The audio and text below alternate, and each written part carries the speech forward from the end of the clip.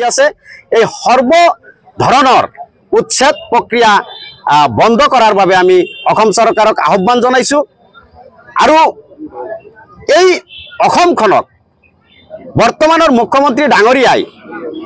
ভাৰতবৰ্ষৰ ভিতৰতে শ্ৰেষ্ঠ 5খন ৰাজ্যৰ ভিতৰত এখন ৰাজ্য হিচাপে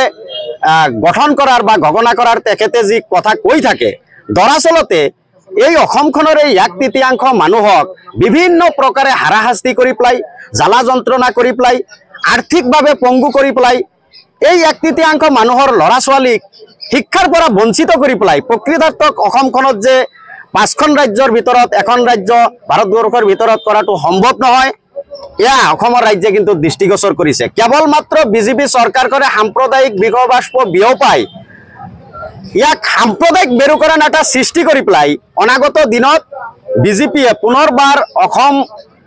অসম চৰকাৰ গঠন কৰা বা অসমত পুনৰবাৰ বিজেপি শাসন কৰাৰ যি ব্লুপ্ৰিণ্ট এই কামেই কৰি থকা আমাৰ দৃষ্টিগোচৰ হৈছে আৰু ইতিমধ্যে অসমত বিভিন্ন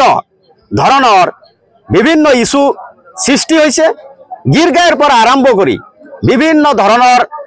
দুৰ্নীতিৰ কথা যেতিয়া পোহৰলৈ আহিছে খুদ মুখ্যমন্ত্ৰী ডাঙৰীয়াৰ পত্নীকে আদি কৰি বিভিন্ন মন্ত্ৰীৰ নিজ মানুহৰ বিভিন্ন বিষয় যেতিয়া অসমৰ মানুহে জানিবলৈ পাইছে এইবোৰ কথা তল পেলোৱাৰ কাৰণে সময়ে সময়ে ধৰ্মীয় সংখ্যালঘু মানুহখিনিৰ ওপৰত কিন্তু অন্যায় অত্যাচাৰ কৰি পেলাই এই বিষয়সমূহ তল পেলোৱাৰ কাৰণে অহৰহ চেষ্টা কৰি আছে।